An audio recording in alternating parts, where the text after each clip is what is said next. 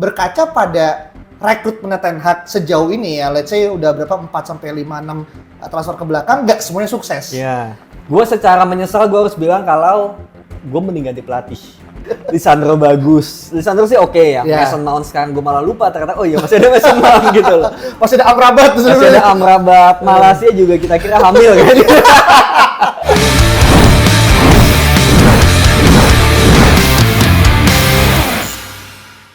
Halo pendengar GGMU Podcast, kembali lagi bersama kita berdua. Dan buat teman-teman yang kaget, kita ada di YouTube sekarang. Jadi teman-teman yang akhirnya mendengarkan di Spotify, jangan lupa untuk subscribe juga channel YouTube kita di @ggmu podcast. Nah, sebagai episode perdana, kita mau bicara terkait dengan hal yang sangat krusial, menyambung terkait dengan bagaimana keberlanjutan dari our governor Ten Hag terkait dengan adanya manajemen baru yang take over dari Ineos. Vin, singkat sebagai pertanyaan awal, lu tim in atau tim out? Tapi lu juga jawab ya nanti ya? Iya, gue akan jawab.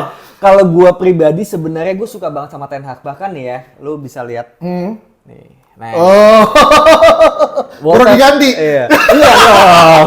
Wallpaper gue dari awal Ten Hag masuk itu udah ini kayak gini, kayak Ten Hag gitu. Gelap ya? Nah, kayak gini. Gitu. Jadi emang gue itu sebenarnya dari sejak Ten Hag masuk, itu gue suka nih sama pembawaannya dia yang tegas dan juga clear gitu. Kayak dia tuh mau apa dan juga dia bisa bikin ruang ganti ini bukan ngomongin manajemennya, tapi dari sisi bagaimana dia punya sebuah standar khusus gitu. Yang dulu-dulu tuh nggak ada menurut gua gitu. Kayak di zaman Ole, zaman Mourinho itu standar itu nggak jelas naik atau turun gitu. Tapi di sini sama Ten Hag gua merasa bahwa kita dibawa ke level selanjutnya gitu. Waduh, level selanjutnya berarti kita sebelumnya mundur tuh. Kadang naik kadang turun. Gitu. Fluktuatif. Iya. Nah, tapi kalau kita bicara nih, sebenarnya kan isu Ten Hag out dan ini kan muncul eskalasi terutama ketika Ineos berhasil take over kan. Sebelumnya kan mungkin ya lebih ke karena performa. Performa dan omongan fans aja gitu ya. Omong-omong aja ya. Omong-omong aja. Tapi nggak ada semacam kayak take action, tapi itu seolah sekarang menjadi suatu hal yang serius gitu. Nah, apa alasan dibalik daripada in and out Ten Hag secara sistem mungkin, Vin?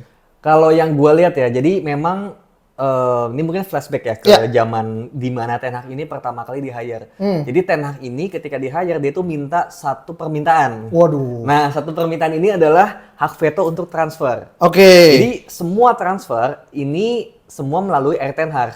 Dan ini mirip banget sama zaman Sir Alex. Sir Alex dulu kan udah pelatih iya, sporting director iya, mungkin tim rekrutmen juga gitu. Jadi Ten Hag ini melakukan hal yang sama persis kayak Sir Alex tuh, kayak Arsene Wenger juga. Dan di zaman sekarang itu udah jarang tuh yang kayak gitu. Kayak Jurgen Klopp, Pep Guardiola di City, itu semuanya tuh ada tim-tim khususnya, ada sporting directornya, ada mungkin dirteknya, direktur tekniknya, ada pelatihnya juga. Jadi pelatih itu lebih khusus gitu, kerjaannya emang untuk mengurusi manajemen timnya aja gitu, dan formasi taktik gitu. Tapi Ten Hag ini mau ngambil semuanya. Dan itu menurut gue wajar, karena Ten Hag melihat di MU ini pada nggak kompeten orangnya. Gitu loh. Kayak rekrutmennya jelek, belinya asal-asalan, CEO-nya Ed Woodward yang emang nggak ngerti bola. Jadi mungkin kata Ten Hag, ya udahlah, gua aja yang pegang semuanya. Dan mungkin mereka juga ya udahlah, biar dia aja yang pegang semuanya gitu. Iya. Jadi kalau salah, lu tanggung jawab juga gitu. Gitu.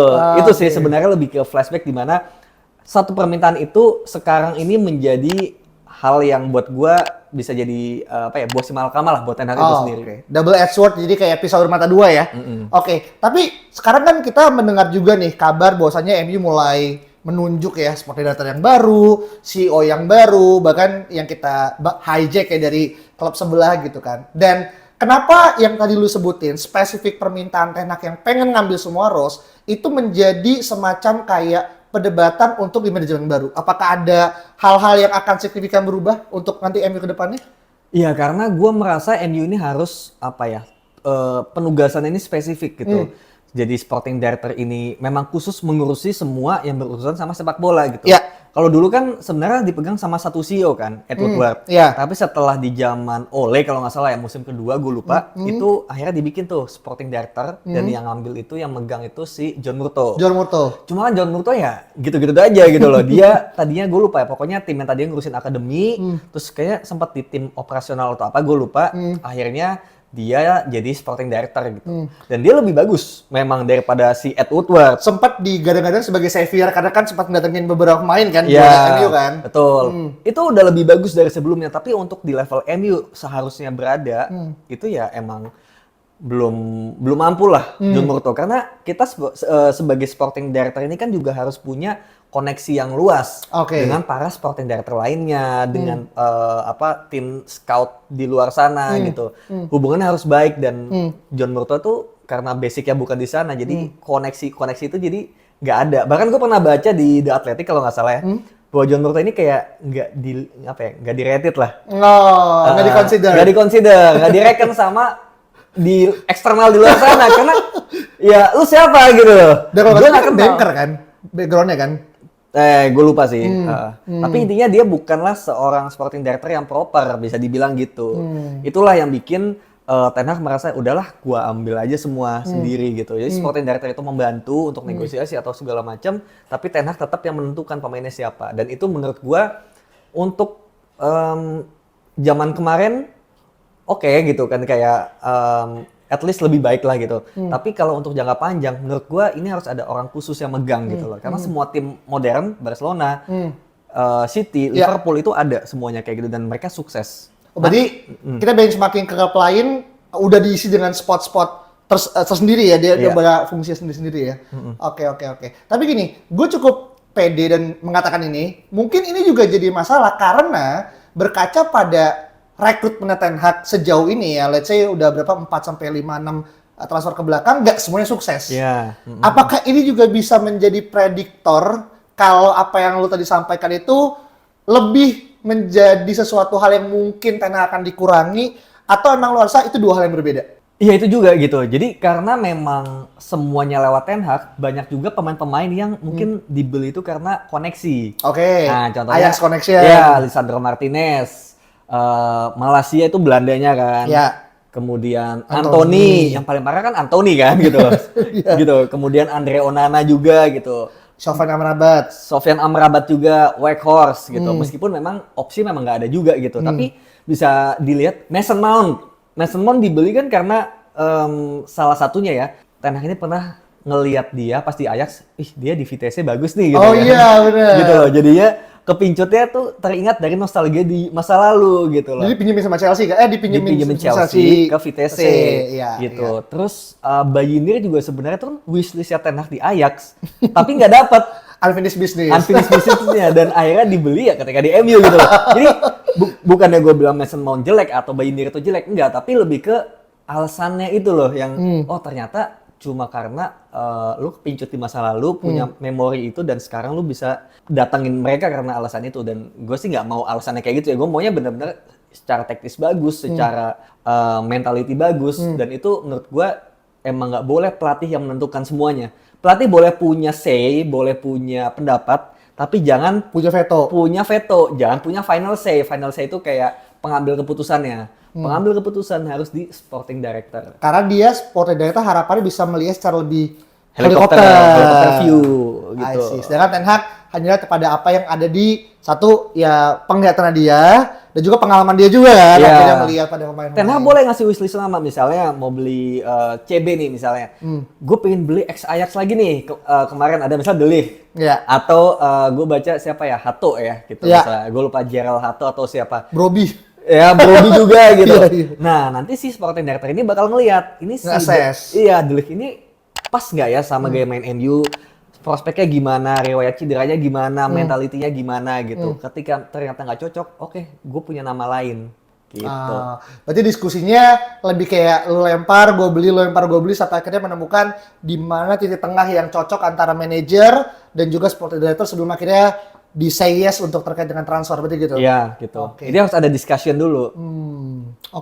Menarik. Dan sebenarnya yang paling enak ya, karena biar lebih holistik kan, nggak cuma satu orang, sehingga nanti takutnya jadi kayak anti kritik dan mungkin dia akhirnya jadi seolah-olah punya kuasa yang tinggi, walaupun ya ini pas kita tag ini di Twitter pun juga banyak yang akhirnya berdebat apakah memang Ten Hag ya udah diberikan aja karena terbukti dia pelatih yang punya track record dan segala macam, tapi ada yang mungkin tadi Alvin sampaikan gitu. Tapi gini, kalau misalkan Vin, anggaplah kemarin itu pembelian Ten Hag semua oke. Flawless, nggak ada cacat, even Anthony pun ya worth it dengan angka 95. Apakah isu ini akan tetap menjadi masalah atau ini ke-trigger karena emang ya beberapa pemain yang dibeli, not saying ke semuanya, tapi beberapa banyak yang tidak sesuai harapan?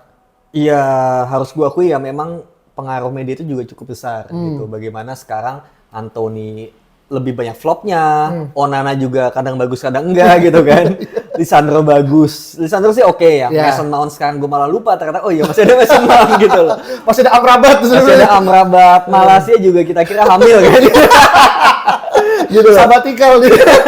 Gitu, jadi apa ya, memang banyak faktor media juga yang memanasi bagaimana situasi ini gitu. Cuma oke lah, secara jangka pendek mungkin bagus, tapi secara jangka panjang ini nggak akan sustain gitu. Gua kayaknya nggak ada deh satupun pelatih yang semua pembelian itu semua sukses. Bahkan Pep sama Klopp pun juga nggak semua sukses, ya kan? Pep juga banyak pembelian yang gagal. Calvin Phillips, ya kan? Meskipun kita nggak tahu itu maunya dia atau maunya sporting director gitu, tapi dia tuh gagal.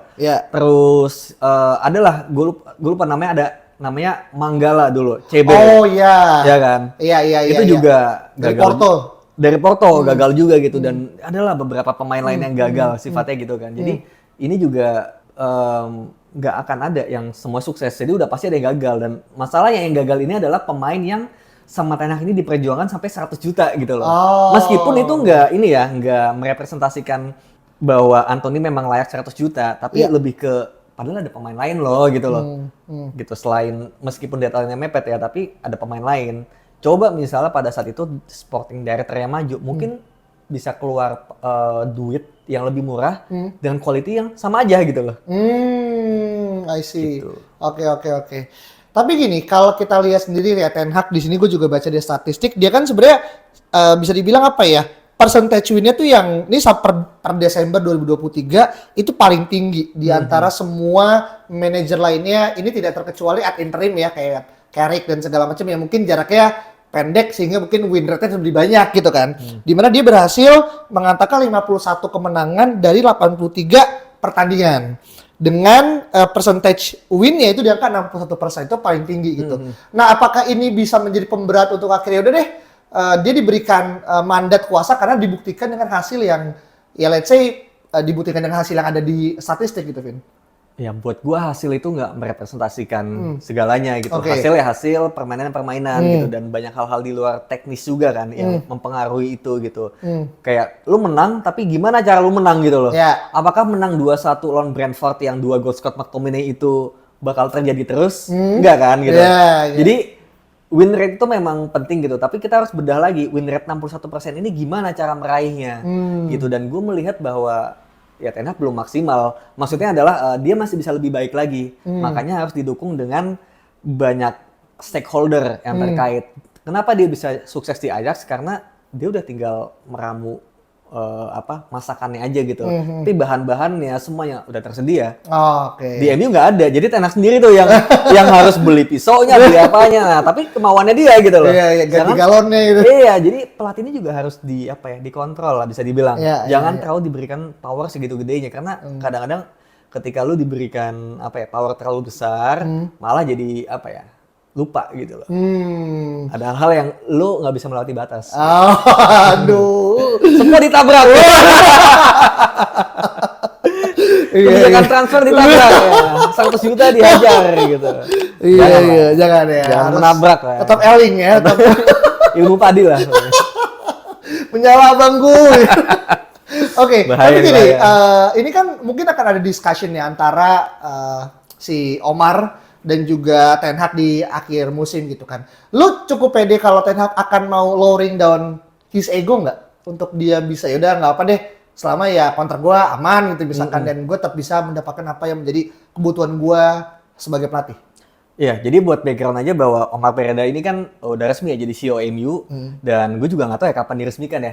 Mungkin bulan depan atau nunggu sahamnya diratifikasi dulu ya. Gue nggak tahu gitu. Tapi intinya katanya setelah Omar Berada CEO MU ini diresmikan, nanti MU itu bakal nunjuk sporting director dan juga head of recruitment gitu. Yes. Ini bagus banget gitu.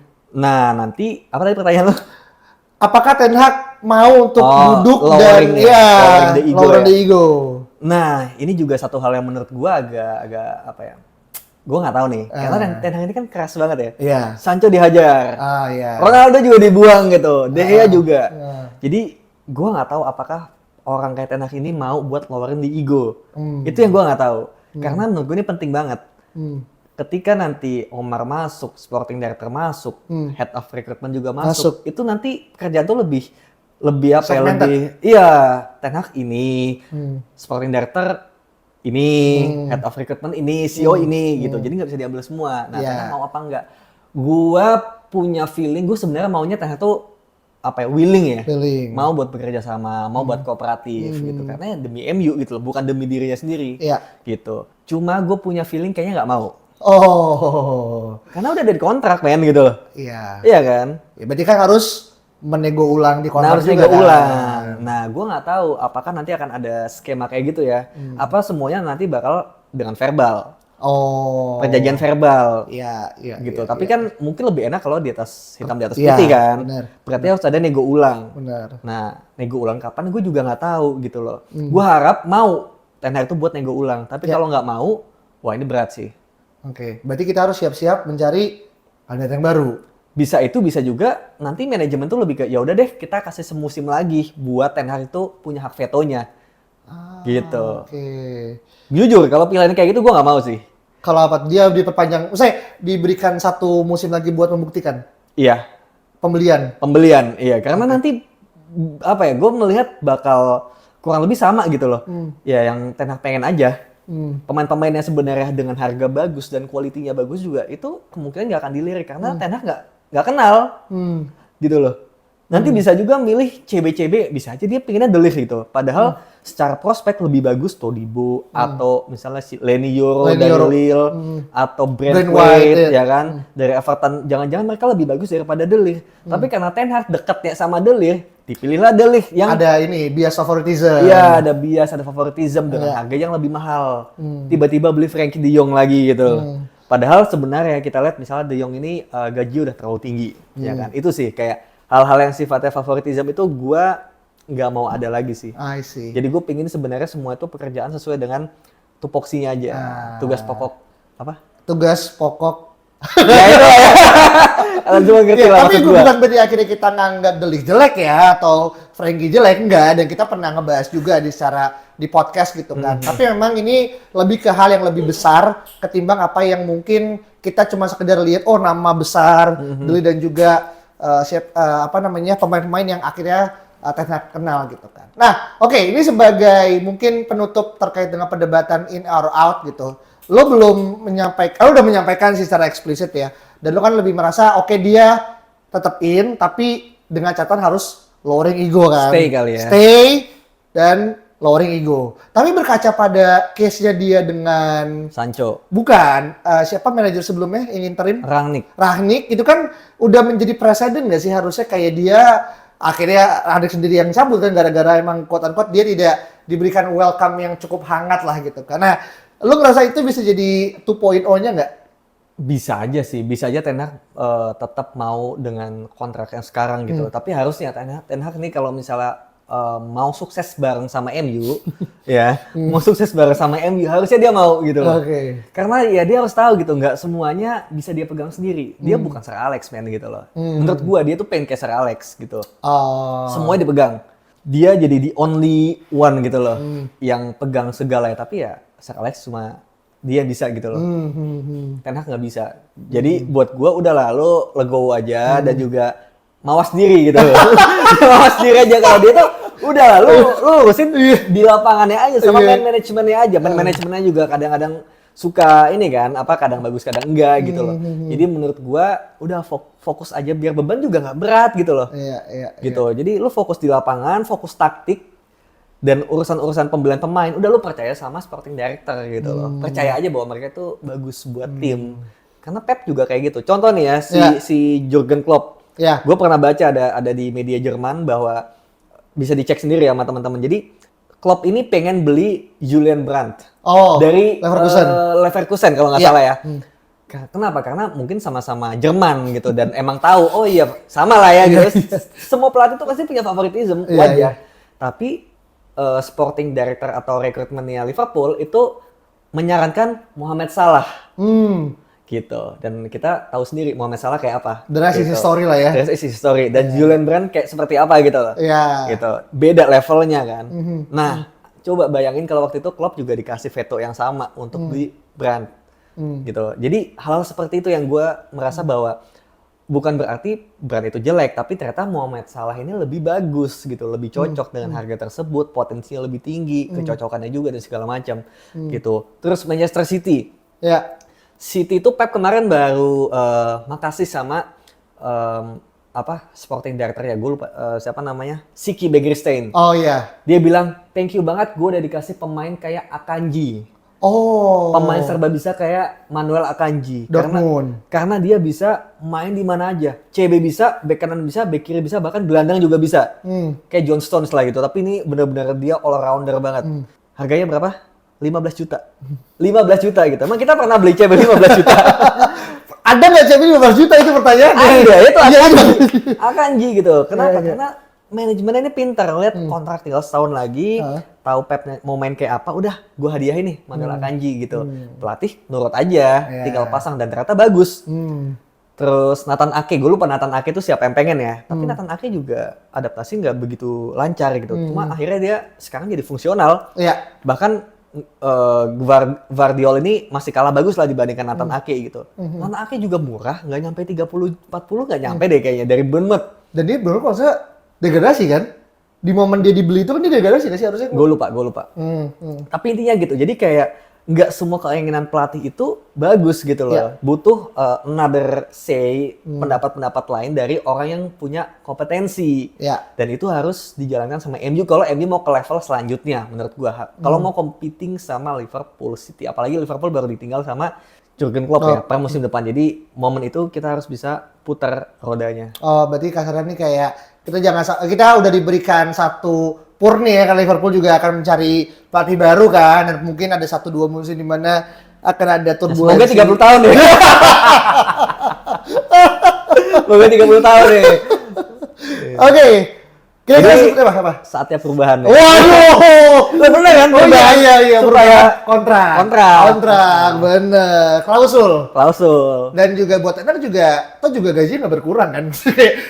gue kurangin tupoksi lo, yaudah gaji gue, karena nggak juga gaji tetap. Cuman emang ada perubahan yang emang akhirnya ngebuat dia harus lebih bisa bekerja secara quote unquote ya, pos per pos tadi ya gitu kan, segmen dan segala macam. Nah, menurut teman-teman nih. Nah, gue mau kalau dari lu gimana? Kalau gue kurang lebih sama. Dalam arti gini, gue suka sama MU dan gue suka sama Ten Hag. Walaupun gue nggak pakai DP, tapi tidak berarti gue akhirnya tidak pro ke Ten Hag. Tapi gue ngerasa juga ada hal yang perlu untuk kita kejar secara tim ya, asin manajemen gitu kan. Dan salah satunya datang dari pucuk gitu, datang dari suatu hal yang sifatnya decision making, policy making. Jadi bola itu nggak cuma sekedar apa yang ditendang pemain di layar kaca yang kita nonton, tapi juga di luar daripada itu, semua tuh memiliki semacam kayak kesinambungan sih. Dan buat gue masih pengen lihat MU memiliki banyak cara untuk bisa competing, salah satunya itu dengan akhirnya memiliki tim ya, nggak cuma tim pemain tapi juga tim staff yang kompeten. Oke, nah pertanyaan gue gini, kalau ternyata Ten Hag ini nggak mau buat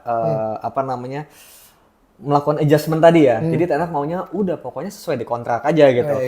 Lu mending Ten Hag dipecat musim depan, ganti pelatih, atau ya udah satu musim Ten Hag ini menjalankan powernya gitu. Lu pilih yang mana?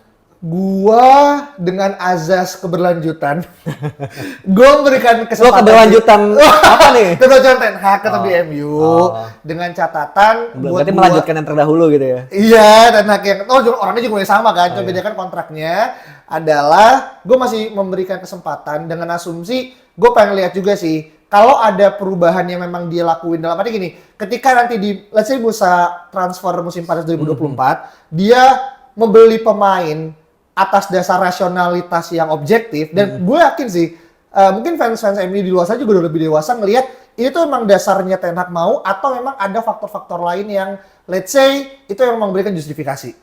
Nah kalau emang itu dijalankan, maka buat gua itu bisa menjadi perdebatan di balik layar di antara manajemen level gitu. Tapi kalau misalkan udah dia ngotot, dia bahkan mungkin melakukan tindakan-tindakan yang ya tadi ya, menabrak hal-hal yang akhirnya menjadi ketentuan, ya buat gua itu udah alarm.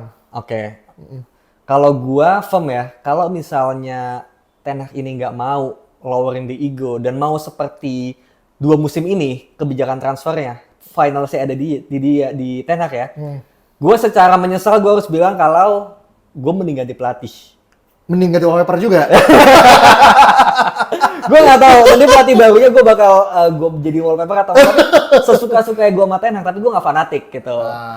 Gue lebih melihat secara holistik, secara dari atas sampai bawah gitu. Jangan sampai struktur yang udah dibangun, udah orang-orang udah ada nih ya, owner udah baru, sporting directornya ada, head of recruitment-nya udah ada. Jangan sampai nanti kita satu musim kita salah beli pemain lagi. Karena ini ngaruh ke segala-galanya.